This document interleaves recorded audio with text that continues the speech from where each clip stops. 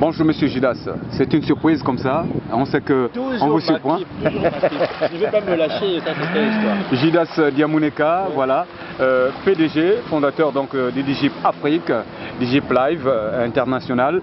Et si on parlait un tout petit peu de cette grande association que vous êtes en train de mettre en place. Quelle association? AIPA. Ah ok. Bien.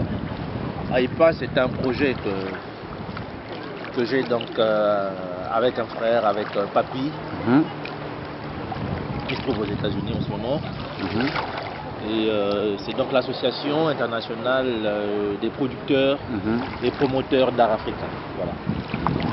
Mais qu'est-ce qui va se faire autour de cette association? Je veux dire la thématique, comment est-ce qu'elle doit s'organiser entre ceux-là qui sont valablement représentés du côté des États-Unis et ceux-là qui sont dans d'autres pays d'Afrique? Comment est-ce que l'organisation va s'y prendre en matière de stratégie culturelle? Alors, il est question donc de mettre en place une association qui va donc unir ou bien rassembler autour d'une plateforme de réflexion des promoteurs d'art africain. Voilà, donc lorsqu'on parle de l'art africain, vous voyez bien qu'il y a une diversité. Donc, nous sommes partis d'un constat qui illustre effectivement qu'il y a un manque d'organisation au plus haut niveau des promoteurs africains et parce que vous savez l'art c'est une économie et donc nous pensons qu'il est important à l'heure où on a accès, nos États ont accès et leur économie sur le pétrole et sur un certain nombre de ressources naturelles. Nous estimons que l'Afrique a toujours engorgé un certain nombre, une richesse culturelle et donc il est utile et important d'organiser donc ce secteur-là. L'organiser, nous estimons que cette organisation doit passer par les promoteurs d'art. Et donc c'est dans ce contexte qu'on a pensé qu'il était important donc de mettre ensemble les promoteurs d'art africain en vue de créer, comme je l'ai dit tantôt, donc une plateforme de réflexion pour mener un certain nombre de projets.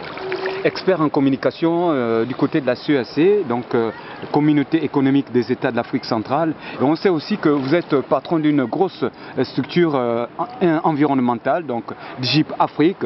Est-ce que cette grande association serait-elle affiliée à votre structure déjà bien connue dans le monde entier? Bien, mes activités professionnelles qui rentrent dans le cadre donc de la promotion ou bien de la mise en œuvre donc de mon expertise dans le domaine de l'environnement n'a rien à voir avec mes activités privées. Donc il s'agit là d'une activité personnelle. C'est une association que je compte promouvoir avec des partenaires, avec des promoteurs qui nous font confiance. Et donc l'association est donc affiliée à Digip Afrique, qui est un cabinet de communication. Voilà. Et peut-être savoir aujourd'hui l'icône, sinon la star africaine Papa Wemba qui nous est laissé. Peut-être un mot pour cette grande disparition artistique. Bien.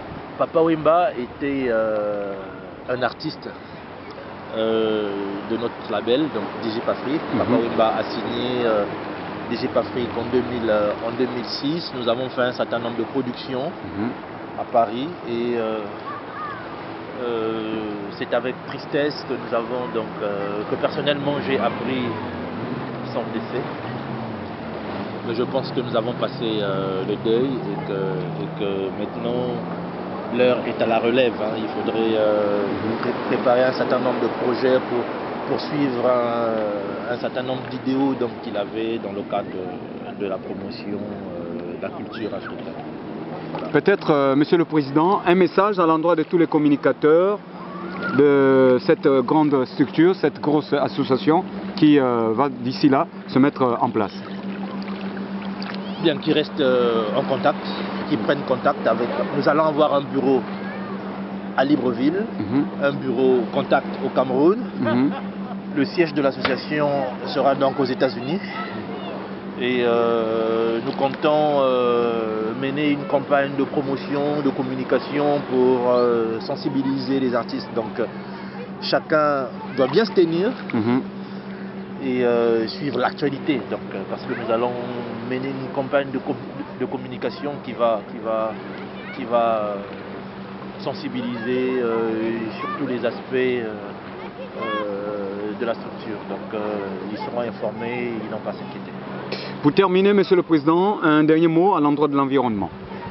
Ben, vous savez, voilà, c'est comme je l'ai dit hier soir, parce que Monsieur Makis me prend toujours par surprise dans ses interviews, c'est comme je l'ai dit hier soir. C'est comme vous constatez, nous sommes dans un milieu environnemental. Et l'environnement, c'est ce qui fait le leitmotiv de nos activités. C'est le leitmotiv, pardon, de nos activités. Et nous accordons une place importante à l'environnement.